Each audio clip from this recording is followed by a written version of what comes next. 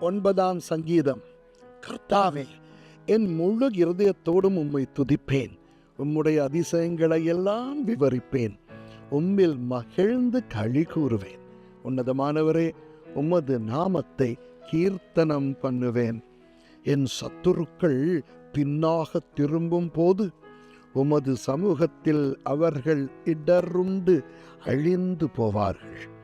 நீர் என் நியாய மனுஷ வழக்கையும் தீர்த்து நீதியுள்ள நியாயாதிபதியாய் சிங்காசனத்தின் மேல் வீற்றிருக்கிறீர்.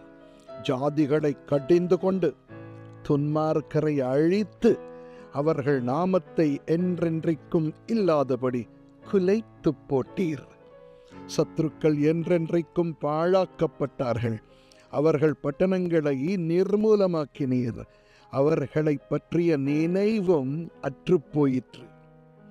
கர்த்தரோ என்றென்றைக்கும் வீற்றிருப்பார். தம்முடைய சிங்காசனத்தை நியாய தீர்ப்புக்கென்று ஏற்படுத்தி இருக்கிறார். அவர் பூவுலகை நீதியாய் நியாயம் தீர்த்து சகல ஜனங்களுக்கும் செம்மையாய் நீதி செய்வார். சிறுமைப்பட்டவனுக்கு கர்த்தர் அடைக்கலமானவர்.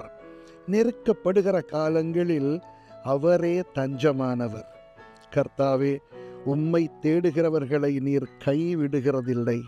ஆதலால் உமது நாமத்தை அறிந்தவர்கள் உம்மை நம்பியிருப்பார்கள்.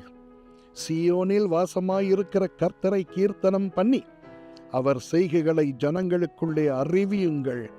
ஏனெனில் இரத்த பழிகளை குறித்து அவர் விசாரணை செய்யும் போது அவர்களை நினைக்கிறார். சிறுமைப்பட்டவர்களுடைய கூக்குரலை மறவார்.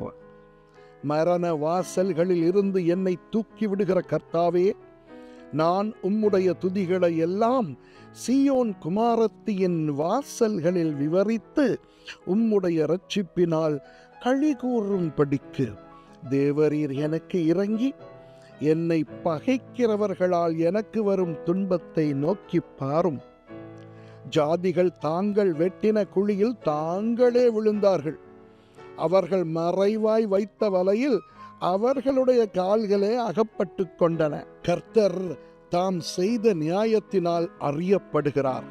துன்மார்க்கன் தன் கைகளின் செய்கையிலே சிக்கிக் கொண்டான்.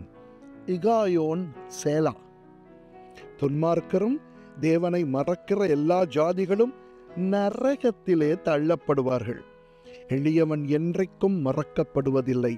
சிறுமைப்பட்டவர்களுடைய நம்பிக்கை ஒருபோது போவதில்லை. எழுந்தருளும் கர்த்தர் மனுஷன் பெலன் கொள்ளாதபடி செய்யும். ஜாதிகள் உம்முடைய சமூகத்தில் நியாயம் தீர்க்கப்பட கடவர்கள். ஜாதிகள் தங்களை மனுஷர்தான் என்று அறியும்படிக்கு அவர்களுக்கு பயமுண்டாக்கும் கர்த்தாவே. சேலா. ஆமேன்.